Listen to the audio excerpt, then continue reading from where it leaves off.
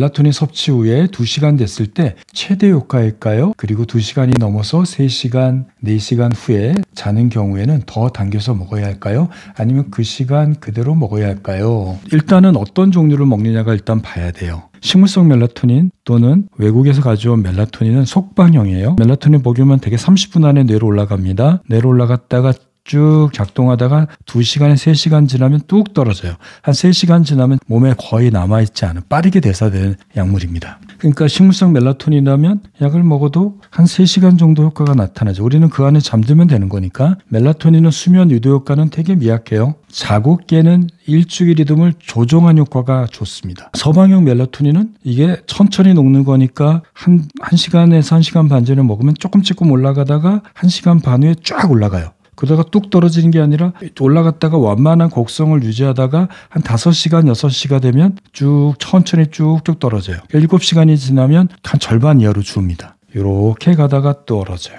속방형으로 올라갔다가 뚝 떨어져요. 근데 이제 문제는 이걸 드셨는데도 2시간이 넘어서 서너 시간이 지나도록 잠을 못 잔다라는데 문제가 있는 거죠. 내가 교대 근무를 하시던 여러 가지 요인으로 새벽 3시에 자고 한 10시에 일어나면 삶으로 딱 고정이 됐어요. 그런데 생체 시계는 하루에 1시간 이동하지 못해요. 그런데 나는 3시에 자는 시계를 갖고 있는데 나는 12시에 자고 싶어. 그러면 멜라토닌을 속방형이라면 한 11시에 드신다고 치자고요. 3시간 이동이 될까요? 안 돼요. 멜라토닌 복용한다고요. 왜냐하면 내 생체 리듬은 3시니까요. 물론 이것도 한 일주일 지나면 하루에 30분이니까 3시간 이동하려면 6일 이상 걸리잖아요. 11시나 11시 반에 고정해서 드셔도 조금씩 끌려옵니다. 자, 그런데 중요한 거는 나는 멜라토닌을 먹고 그때 막 핸드폰을 봐요. 걱정이 너무 많아요. 마음에 불안해요. 이런 멜라토닌보다 블루라이트나 내 긴장이 생체 리듬을 미는 효과가 큰 거니까 멜라토닌 효과가 없는 거예요. 멜라토닌 복용하고 흰 불빛에 노출되게 되면 효과가 없어요. 약해요. 그러니까 어떻게 해야 돼요? 보통은 내가 3시에 잔다 그러면 멜라토닌은 저 같으면 1시간 반이나 2시간 전에 먹는 겁니다.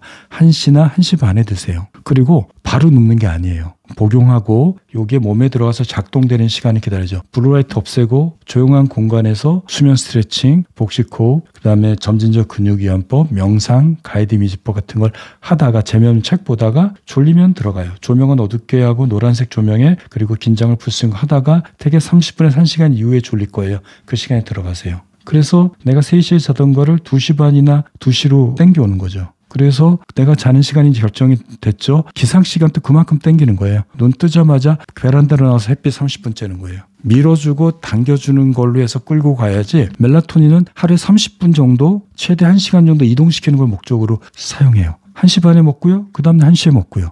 그 다음에 12시 반에 먹고요. 12시에 먹고요. 12시에 먹으면 나는 언제 자는 거예요? 1시에 자는 사람이 된 거죠. 아니면 1시 반에 자거나. 그렇게 해서 끌고 간 겁니다. 이렇게 한번 해보시면 좋을 것 같습니다.